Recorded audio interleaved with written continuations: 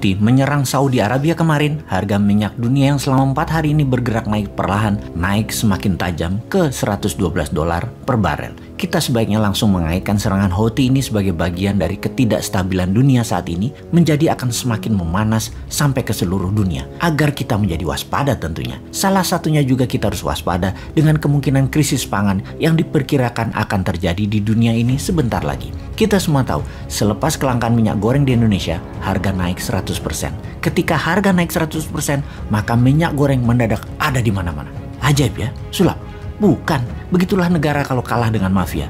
Begitulah negara kalau dimodali dengan mafia pangan. Kita lanjut, setelah BBM naik 2 kali, ditambah minyak goreng naik 100%.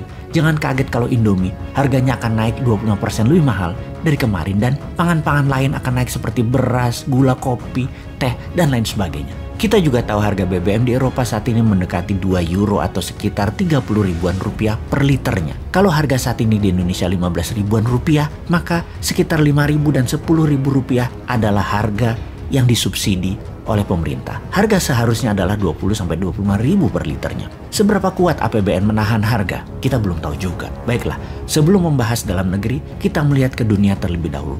Efek perang Ukraina terhadap harga pangan. Sungguh, perang bisa menjadi masalah besar di dalam rantai pemasok pangan dunia. Bisa mendistrupsi banyak hal termasuk kekurangan pangan. Contoh terbaik salah satunya adalah harga minyak bumi.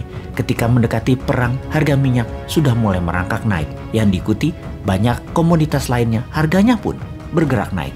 Tidak kecuali gandum, gula, dan minyak goreng. Kita mulai analisa dengan angka dan data. Rusia adalah pengekspor nomor 1 dunia dengan 18% gandum dunia. Ukraina nomor 5 dunia dengan 7% produk ekspornya. Dikombinasi mereka berdua, Rusia, Ukraina menjadi 20% ekspor gandum oleh mereka. Apa yang terjadi kalau dunia, kalau rantai pangan ini terdisrupsi, kekurangan pangan dan inflasi di mana-mana, itu pasti. Dengan serangan Rusia ke 3 pelabuhan Ukraina, maka pengiriman gandum terganggu. Sehubungan dengan hal itu, Rusia melakukan penyetopan pengiriman gandum ke negara-negara ex-Soviet yang berpihak ke NATO. Bayangkan 20% suplai gandum dalam semalam hilang di pasar dunia. Pertanyaannya, negara mana yang akan terkena dampak buruknya? Mesir, Turki, Bangladesh, Nigeria, Yaman, Azerbaijan, Sudan, mereka adalah negara yang bergantung pada Rusia dan Ukraina dalam pengadaan gandum. Juga Libya, Lebanon, dan Tunisia. Lihat fakta ini. Gandum Rusia bukan dibeli oleh negara besar, tetapi oleh negara dunia ketiga, negara berkembang. Sementara gandum di negara-negara tersebut adalah makanan utama ibarat nasi di Indonesia. Mereka akan kelaparan atau dapat dipastikan akan ada kenaikan harga pangan hingga 25%. Kita lengkapi data lain lagi sejak tahun 2020 hingga sekarang. Harga gandum di dunia sudah meningkat 33% dan harga minyak bunga matahari sudah meningkat 60%. Dan ketika perang meluas atau menjadi panjang, semua akan menjadi lebih buruk lagi. Salah satunya karena semua negara sekarang menyiapkan cadangan pangan untuk negaranya masing-masing, dan ini membuat demand terhadap pangan meningkat. Kita lanjutkan lagi mengenai minyak goreng. Kita semua tahu Ukraina dan Rusia adalah negara pengekspor minyak goreng bunga matahari. Itu sebanyak 76% kebutuhan dunia.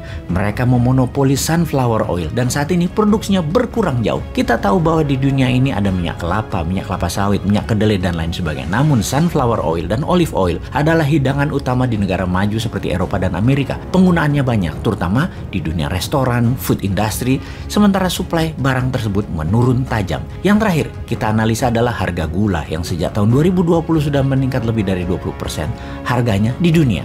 Memang Rusia dan Ukraina bukan top produser gula, namun gula selalu menjadi produk ikutan yang sensitif naik ketika konflik terjadi. Dan sebagai pengingat saja, hub barang-barang pangan Afrika dan Asia Barat adalah negara Mesir, di mana saat ini negara yang ambil barang tersebut melalui Mesir dibatasi karena pemerintah Mesir mulai mencadangkan untuk cadangan pangan nasional Mesir. Libya, Sudan, Nigeria, Yaman mulai marah terhadap Mesir. Kembali ke awal cerita, Houthi menyerang Saudi. Apakah kemarahan tersebut bagian dari marahnya pemberontakan Houthi? Mungkin saja. Itulah efek perang di Ukraina, di mana kita di Indonesia tidak terlibat apapun sejauh ini, namun sudah merasakan efeknya secara langsung. Juga warga Bangladesh, warga Ethiopia, Lebanon, Tunisia yang bisa kelaparan, yang akan membuat dunia semakin rawan untuk bentrok demi pangan sebagai bagian dari perang dunia ketiga. Mungkinkah itu terjadi?